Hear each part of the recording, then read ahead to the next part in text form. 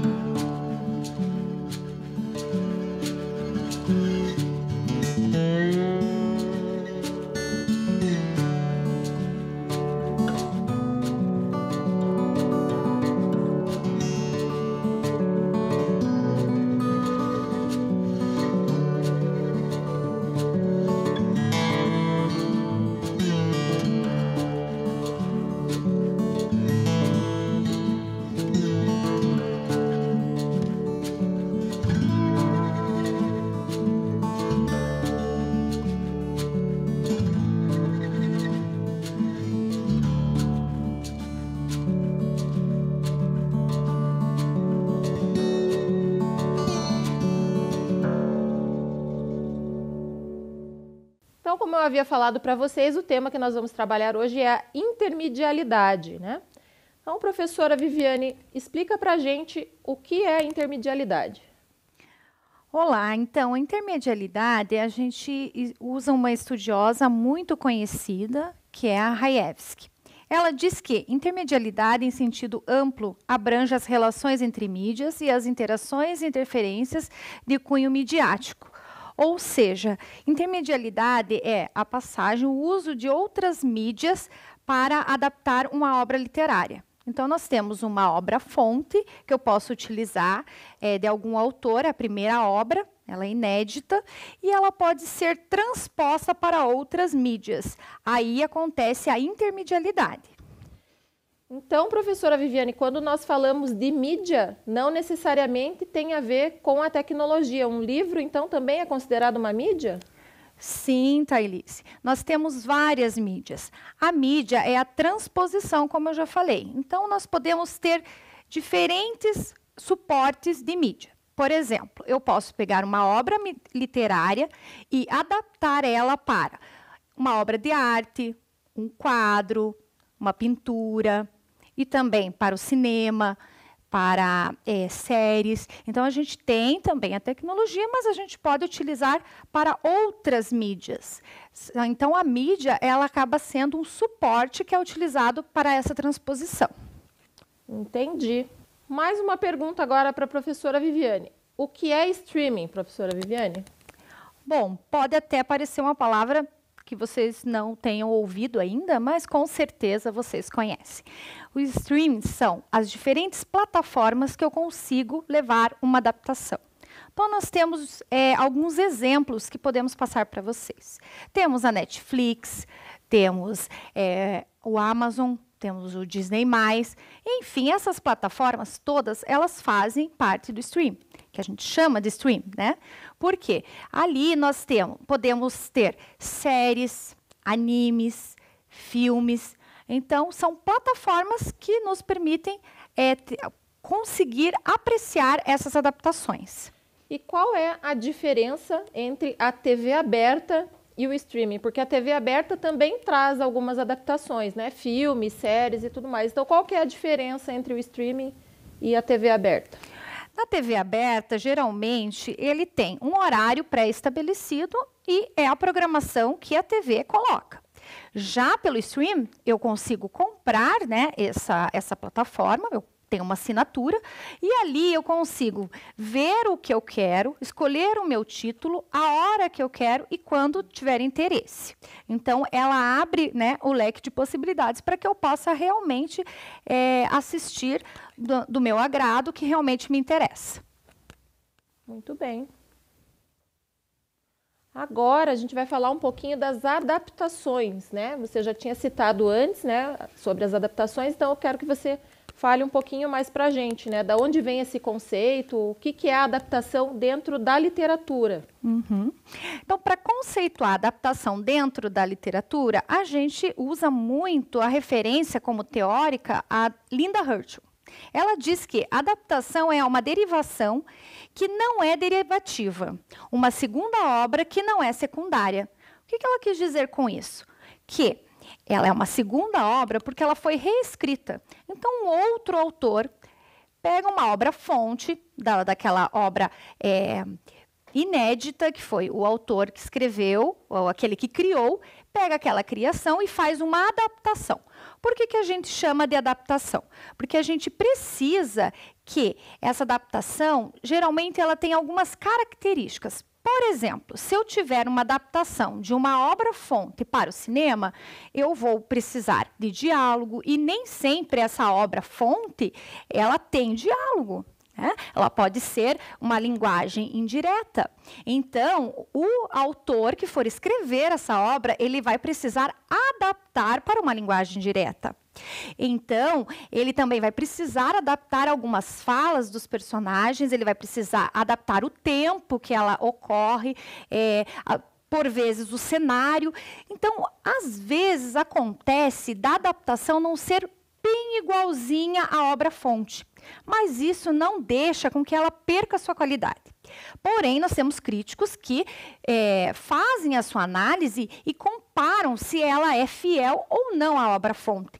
Mas isso, hoje em dia, não é muito mais tão relevante, porque como a Linda Hurtl fala, é uma outra obra, é uma outra criação.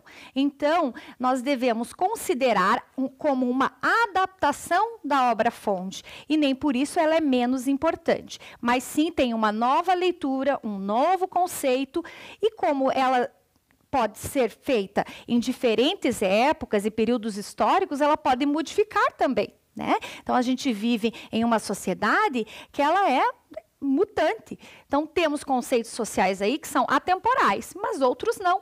Então, por isso, a gente tem as adaptações que sofrem algumas alterações.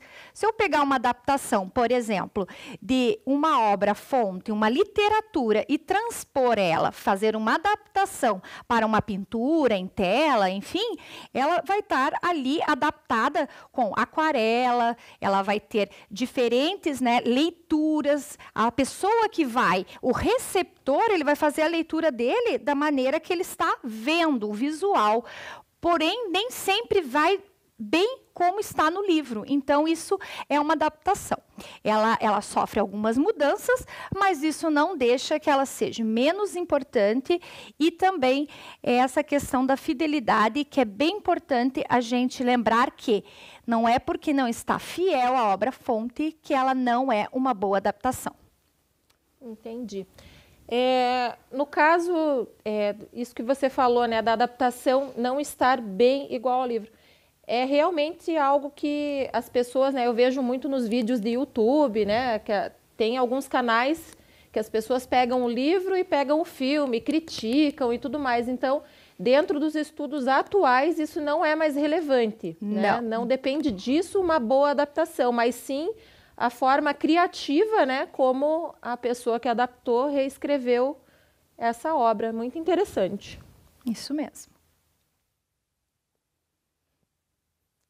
Talvez devêssemos pensar o fracasso de certas adaptações não em termos de fidelidade a um texto anterior, mas a falta de criatividade e habilidade para tornar o texto adaptado a algo que pertence ao seu adaptador e que portanto, autônomo, como eu falei. Né? Bem isso. Bem isso que eu acabei de falar. Então, o autor, ele é um outro autor. Ele tem uma outra criação, uma outra visão, um outro contexto. E ele consegue fazer isso conforme a sua criatividade, né, e o seu modo de pensar e agir. Muito interessante. O cinema tem ao seu alcance inúmeros símbolos para emoções que até hoje não encontraram expressão nas palavras. Woolf citada em Ruth. O que isso quer dizer, professora Viviane? Quer dizer que o cinema é uma mídia. Então, ele é uma das mídias mais utilizadas e mais vistas atualmente. Então, nós temos diferentes mídias, como eu já citei anteriormente, mas a mídia mais atual, a mídia que mais chama a atenção ainda, principalmente do público jovem, é o cinema. Então, nós temos várias adaptações para o cinema. Uma das obras que eu posso citar aqui é Ensaio sobre a Cegueira, do José Saramago. É uma obra que foi adaptada para o cinema. E nós temos ali muitos jovens que conhecem a obra por meio do quê? Da adaptação, do cinema. E não pelo livro, pelo físico, né? Mas sim pela adaptação. Aí está a importância. Porque essa obra que eu acabei de citar é uma obra muito importante. É uma obra que traz algumas questões do que nós estamos vivendo hoje. E os jovens se interessam por esse assunto, se interessam por esses temas e buscam, através das mídias, se interar com relação a isso, e aí eles depois é que às vezes acabam sabendo que é uma literatura e daí vão atrás dessa literatura, buscam essa literatura, buscam esse livro, conhecer mais esse autor, ou seja, a adaptação, principalmente o cinema, ela pode fazer com que o estudante pegue gosto pela literatura. Então, ali ele vai procurar conhecer mais sobre a obra-fonte. Mas da onde veio essa obra? Né? O que o adaptador quis dizer quando ele fez essa obra? Mas será que foi assim que o autor principal, o autor que fez a obra-fonte, pensou mesmo quando ele escreveu? Como era o contexto da época em que essa obra foi escrita? Então, tudo isso é pensado pelos jovens e, por muitas vezes, eles acabam aí conhecendo esse mundo da literatura de uma maneira mais prazerosa. Desperta, né, essa curiosidade em saber de onde veio aquele filme, né, qual que é a origem. Outra coisa interessante também, professora Viviane, talvez essa expressão das emoções que na literatura a gente chama de fluxo da consciência, né? Que é o pensamento do personagem. E muitas vezes isso tem uma descrição lá de uma página inteira e no filme aparece com uma simples expressão, né? Um gesto do ator que interpreta tudo aquilo que está ali no livro, né? A gente tem que pensar nisso também. Isso mesmo. Aí é o processo de adaptação. É conforme o adaptador viu aquela cena quando ele leu aquela página inteira do livro. Bacana. Nesse slide a gente tem ali o desenho animado, né, do Último Mestre do Ar, né, também chamado de Avatar, e a adaptação em live action, que a gente chama, que é quando é feito de uma forma real, né, digamos assim, né, com pessoas. E foi, inclusive, um dos filmes bem criticados, porque os atores não eram parecidos com o anime, mas daí entra nisso que você falou, né, professora, da interpretação de quem está adaptando e da criatividade de quem está adaptando, né? Isso mesmo. Aqui eu trago para vocês alguns dados, só para vocês terem uma ideia de como funciona esse mercado das adaptações, né? Por que muitos produtores, muitos diretores de cinema escolhem uma obra literária para elaborar os seus filmes, as suas séries? Então, de acordo com as estatísticas de 1992, nós temos aí 85% dos vencedores dos Oscars são adaptações. 95% são séries, 70% são filmes para a TV, que ganharam o Emmy Awards, apelo financeiro, apostas seguras, provados e testados, e as adaptações como adaptações são. Repetição com variação, nunca são simplesmente reproduções destituídas da áurea benjaminiana. Pelo contrário, elas carregam essa aura consigo. Ou seja, né, novamente aquela questão da criatividade de quem está adaptando. E uma coisa interessante, né, aposta segura. Por que uma aposta segura? Acho que ninguém vai fazer uma adaptação de um livro que não esteja fazendo sucesso, né? Mas a gente também já houveram alguns casos que a obra fez sucesso após o livro, né? E até mesmo mais sucesso do que o próprio livro. Entendi. Eu que vou fazer a leitura dessa citação da Linda Hurtl. O público não apenas estará familiarizado com a franquia a ponto de sentir-se atraído pelo repropósito, como isso também atrairá novos consumidores. Bom, professora Viane, pelo que eu entendi dessa citação, então, essa familiarização com a adaptação, o que seria? Então, apesar de ser uma adaptação, de ter a criatividade, não pode se distanciar muito da obra-fonte, é isso? Isso mesmo. Por quê? Pode acontecer, nós tivemos aí, a gente conhece muitos casos que a gente ouve falar de já ouvir falar sobre a obra-fonte, tentar fazer a leitura, mas ser uma leitura densa e tudo mais, aí quando eu vou ver o filme ou a adaptação, eu me familiarizo com ela. Mas por quê? Porque aí, de repente, é uma mídia que me atrai e tudo mais. E aí, isso me leva a vir a ver a obra-fonte. Mas aí que tem que ter o cuidado dessa adaptação, porque se ela ficar muito distante, não acontece o engajamento, né? Porque tem que acontecer esse engajamento entre a obra-fonte e a adaptação, para que realmente o que eu estou apreciando faça parte desse mundo literário. Porque se a minha adaptação não tiver uma ligação, né, muito familiarizada, como a Linda Hurtl fala ali, com a obra-fonte, acaba tirando o propósito, né, da obra-fonte, e o que eu estou apreciando acaba não sendo mais uma literatura. Então, isso pode acontecer. Acaba se distanciando, né? Isso, Até um exemplo que a gente pode citar é o do Sonic, né? Eu coloquei essa imagem ali para a gente falar um pouco sobre ela. O Sonic é um jogo, né, que seria essa mídia original, né, a primeira mídia, e foi feito um filme recentemente, né, do Sonic, e o trailer não agradou ao público, né, o formato que estava o Sonic não agradou ao público. E depois de receber assim diversas críticas, alguns fãs elaboraram, né, designers e tudo mais, elaboraram o Sonic mais parecido com o jogo, e o estúdio acabou modificando o filme por não estar havendo esse engajamento. Isso, né? mesmo. Tiveram que fazer outra produção para realmente agradar o público que era fã do videogame. Bem, agora a gente vai passar alguns exemplos para vocês de algumas adaptações, né? Então aqui a gente começa com Os Vingadores, né? Que é um filme, uma série de filmes, né? Na verdade a gente tem um universo Marvel aí bem amplo. E é uma adaptação das HQs, né, das histórias em quadrinhos.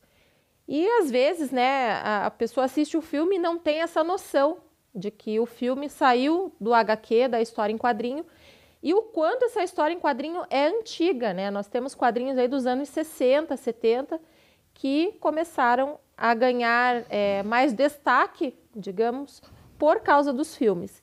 Inclusive, há também algumas críticas, né, a respeito dos filmes. É porque o ator não é parecido, porque mudou a história, né? Então, tudo isso faz parte aí desse universo das adaptações, né, professora Viviane? Isso, porque o que acontece? Para o leitor que lê a obra-fonte, ele cria uma expectativa quando ele está lendo. Ele cria uma imaginação de como seria esse personagem, de como seria aquela trama, né, aquela cena, enfim. Ele cria na mente dele a história. Claro que não fugindo do enredo. Aí quando vem uma adaptação e ele assiste, ou ele vê, ou ele lê uma novela gráfica, por exemplo, que é uma história em quadrinhos, ele pode se decepcionar com aquilo que ele tinha em mente. Então, ele cria uma expectativa, ele se frustra. Ou não, né? Pode acontecer o reverso. Ele pode, de repente, falar, nossa, é muito mais do que eu imaginava, né? Que criatividade desse adaptador. Então, aí nós temos, né, esses dois lados que podem acontecer na adaptação, né? E pode acontecer o contrário também. Eu, por exemplo, assisti o filme Adoráveis Mulheres, que é inspirado no livro Mulherzinhas. E quando eu fui ler o livro, depois de assistir ao filme, eu só consegui imaginar o rosto dos personagens como os das atrizes que interpretaram. Isso mesmo, isso também acontece, como eu citei ali, né? Muitos procuram primeiro a mídia, né, eletrônica, agora que a gente tem essa possibilidade, né? É uma das mídias mais utilizadas, é a eletrônica, a internet, enfim. Se utiliza dela, tem a imagem, você cria tudo ali. Quando você vai pegar a obra-fonte, você fica procurando ali aonde que está aquilo que você viu, né? Aquela imagem que você viu. E, por vezes, você não encontra. Por quê? Porque, como eu falei, é um novo autor, é uma nova criação, ou seja, é uma adaptação. E esse filme que eu citei em especial, né, o Adoráveis Mulheres, o final é diferente do livro, né? Então, spoilerzinho. Ela fez a diretora do filme fez uma homenagem à própria autora, né, que é a Louisa Alcott, no final do filme. E eu achei, apesar de estar diferente do livro, eu achei muito bonito o final, muito interessante. Outra coisa que eu ia perguntar para você, professora Viviane, é como que é visto esse boom agora da literatura eletrônica, né? Agora a gente pode comprar um e-book, está ali na palma da mão, dá para ler no ônibus, não precisa ficar carregando o livro, né, que você quer ler. Como que isso é visto dentro da literatura? Olha, a gente pode até citar nesses casos aí a fortuna crítica. Ela aumentou bastante depois que a gente tem a mídia tecnológica. Né? Então, o que é uma fortuna crítica? É eu pegar uma obra e escrever sobre ela. Então, eu tenho essa obra em análise, eu tenho essa obra em adaptações, eu tenho essa obra em diferentes mídias. Então, esses diferentes suportes que estão falando sobre aquela mídia, a gente chama de fortuna crítica. Tá? Então, quando a gente fala no boom tecnológico, a gente amplia bem esse mundo. Então, se a gente for procurar de uma obra mais antiga, a fortuna crítica, a gente vê que com esse avanço da tecnologia aumentou bastante. Por quê? Porque a internet, a tecnologia, ela nos dá essa possibilidade de pesquisa e ampliar. Só que a gente tem que cuidar bastante com o que a gente vai ver, né? Às vezes a gente vê uma crítica literária, a gente lê e, né, nem sempre é uma boa crítica literária. Então, a gente tem que ver a fonte, da onde que vem, né, se é um site seguro, se né, realmente é algo que vai me acrescentar. Então, nós temos que ter esse cuidado. Às vezes, a gente quer ler algum livro e não pega ele físico, porque hoje nós temos, né, a nosso favor aí a tecnologia, temos os e-books, como a professora Thailise falou. Mas e aí? Resumos, resenhas, Resumos, né? E resenhas. Isso nos dá uma preguicinha de ler, né? Não, mas isso aí a gente tem que rever um pouquinho, sabe? Porque a leitura engrandece a alma, nos faz crescer, amplia vocabulário, amplia nosso senso crítico.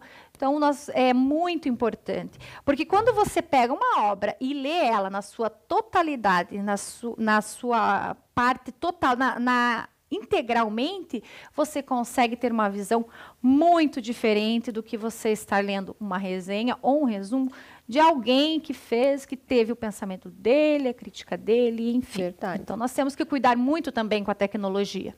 E dentro desses estudos literários, né, professora Viviane, a gente encontra muitos temas a serem pesquisados, né? Nesse livro que a professora Viviane falou, Ensaio sobre a Cegueira, é um livro que fala de uma pandemia também, que seria a cegueira branca, as pessoas vão ficando cegas e tem que se adaptar a esse novo formato de vida, né?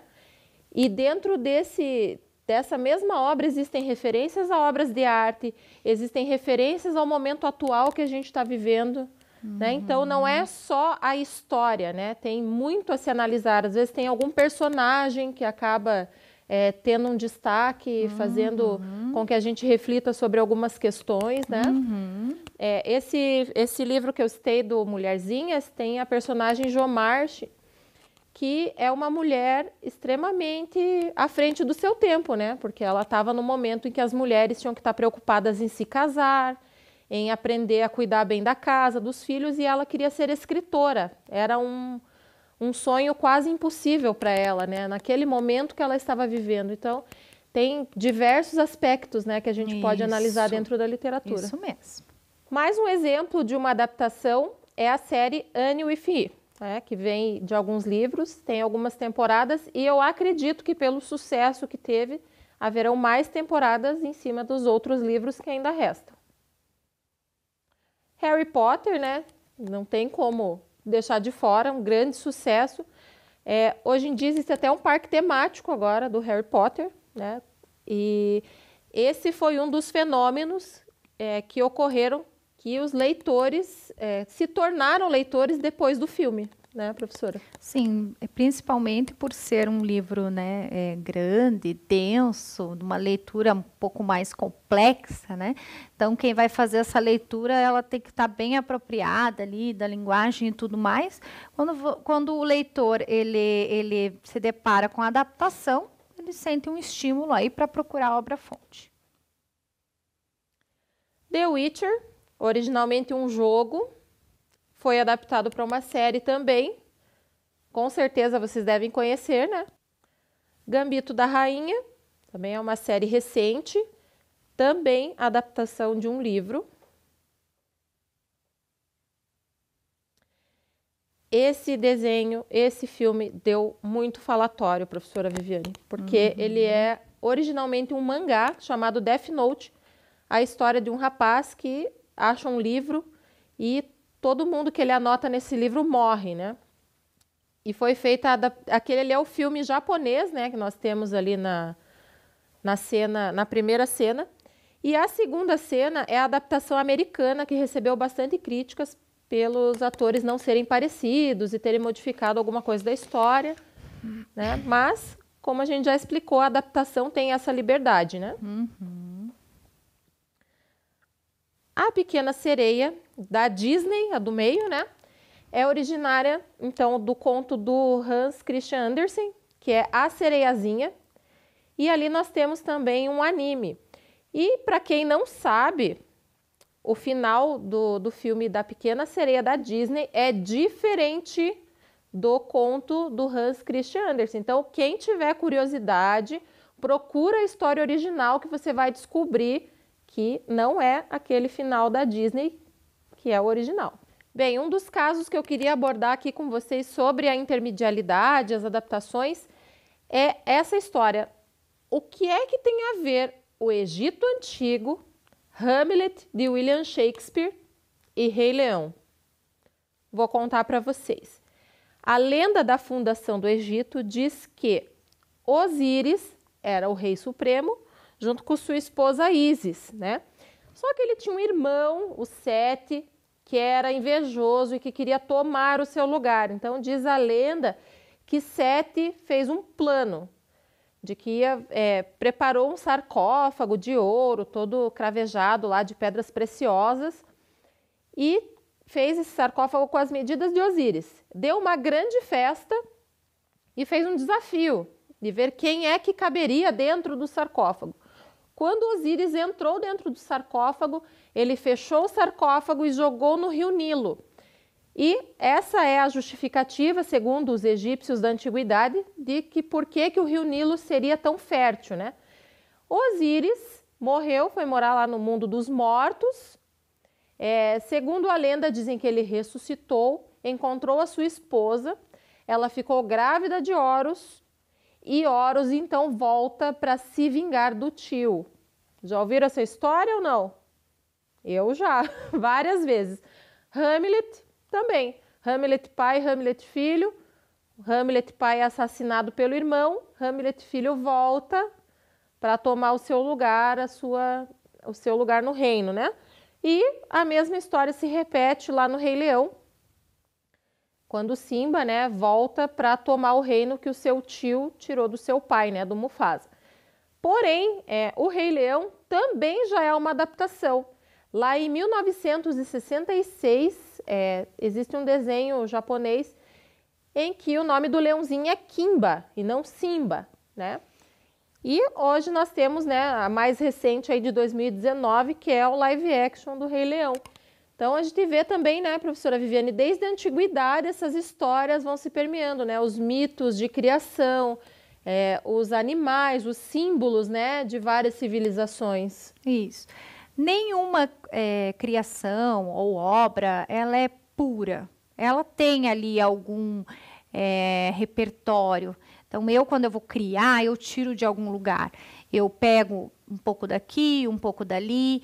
Isso a gente chama de literatura comparada. Meu repertório de mundo, meu conhecimento de mundo, da onde eu tiro isso, né? Não tiro do nada. Então, aqui, quando a gente vê essas 3 obras, a gente percebe bastante isso. O autor, ele tem o seu repertório, tem o seu conhecimento, e aí acontece a literatura comparada. Para as novas criações, para as novas adaptações. E aí nós temos 3, né, diferentes mídias e bem importantes. Dessa história também vem o mito ali das múmias, né, das primeiras múmias. Por que que os egípcios faziam as múmias, né? A múmia não é um objeto de terror, né, como a gente vê nos filmes, e sim era uma crença, né, de que eles voltariam no mesmo corpo e tudo mais. Então a primeira múmia foi Osíris, justamente depois de ter sido assassinado pelo irmão. Aqui eu trouxe para vocês 2 cenas para vocês compararem. Essa cena ali, a primeira, é do filme Hamlet, lá de 1940 e alguma coisa, lá da década de 40, né? E a cena do Rei Leão, em que o Mufasa aparece para o Simba, né? Então, ali na cena do Hamlet, é o Hamlet pai, né? O espectro, o fantasma do Hamlet pai, contando para o filho que ele havia sido assassinado pelo irmão. E chama, né, o Hamlet para voltar para o seu lugar de direito, para assumir o seu reino, assim como o Mufasa também faz com o Simba, né? Chama o Simba para voltar ao seu reino e para tomar o que era dele, né? Uhum. A gente vai falar um pouco agora das prequelas e fanfics. Então, a prequela é uma série feita por fãs, né? Pode ser uma animação, pode ser uma história em quadrinhos, em que se conta o que vem antes da história que está em questão, né? Então, existem alguns vídeos no YouTube, por exemplo, que falam sobre da onde se originou a maldade do Scar, né? Por que que ele é mau, por que que ele tem a cicatriz, por que que ele é diferente do Mufasa. E temos também as fanfics. A fanfic, ao contrário da prequela, não é a história que vem antes do fato, é a história que vem depois, né? Então, o fã escolhe uma história e resolve dar continuidade para essa história, né? O que aconteceu com aqueles personagens depois. E hoje em dia, essas mídias, né? Esse acesso está muito fácil. Existem sites para se fazer animação, para se fazer história em quadrinhos, né? E vocês, com certeza, devem dominar isso muito mais do que a gente. Tem que aproveitar esse momento aí, essa tecnologia que está a nosso favor, porque vocês podem se tornar autores, né?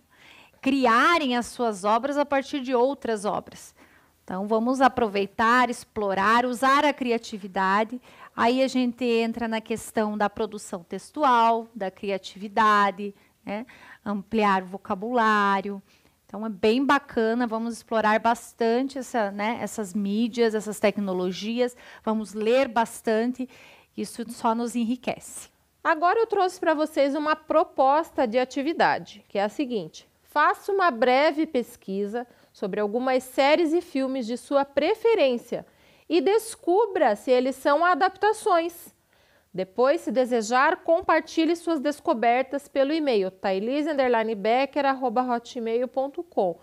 Então, a minha sugestão é que vocês procurem, né, essas séries e filmes de sua preferência, vejam se existe uma obra-fonte, seja ela um anime, seja ela uma literatura mesmo, né, um livro, uma história em quadrinhos, um videogame.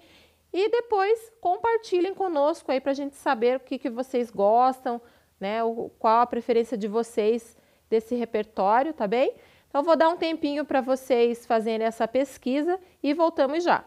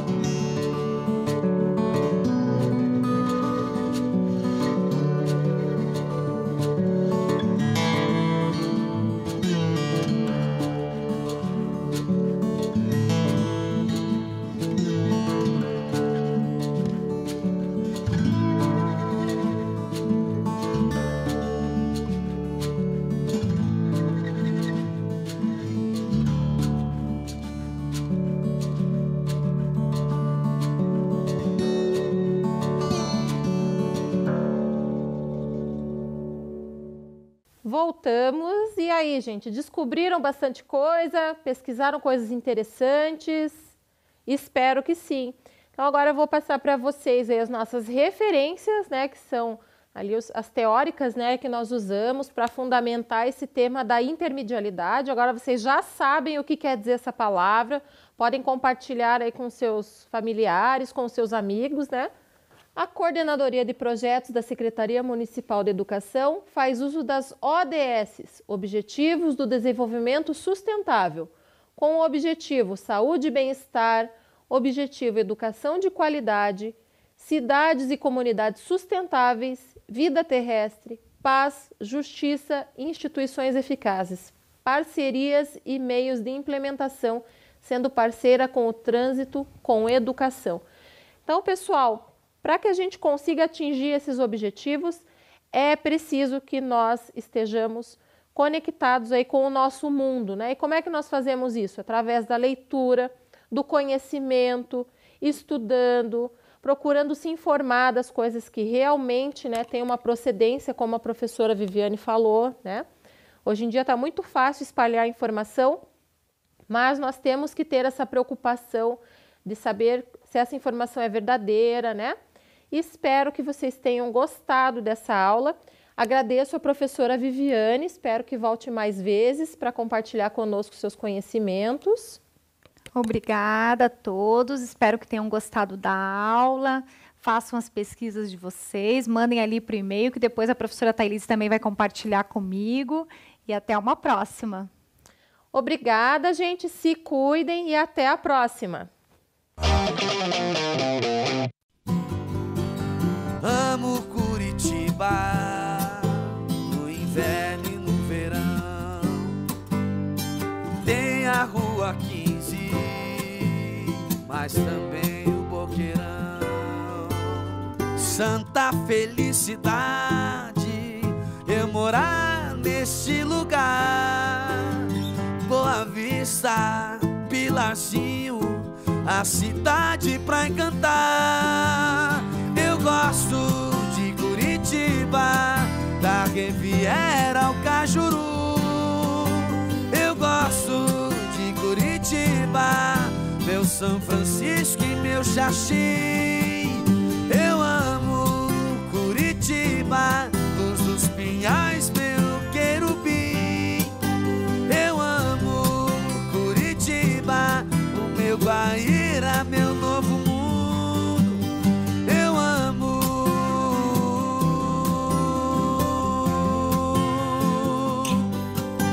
Curitiba.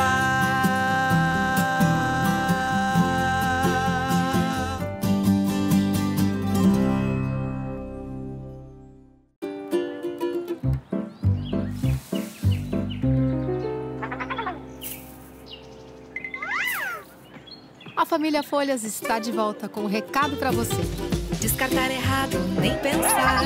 Tome cuidado ao separar. Lixo que não é lixo, não pode misturar. Faça a sua parte, vamos lá. Todos juntos cooperar. O mundo vai agradecer se você se reciclar. Lixo que não é lixo, não vai pro lixo. Separe. A família Folhas voltou para ajudar todos os curitibinhas a separar melhor o lixo. Esse é mais um presente no aniversário da nossa querida cidade. Lixo que não é lixo, não vai pro lixo. Separe. Prefeitura de Curitiba, 329 anos. Orgulho de ser. Amo Curitiba, no inverno e no verão, tem a Rua 15, mas também o Boqueirão. Santa felicidade eu morar neste lugar. Boa Vista, Pilarzinho, a cidade pra encantar. Eu gosto de Curitiba, da Riviera ao Cajuru. Eu gosto de Curitiba, meu São Francisco e meu Xaxim.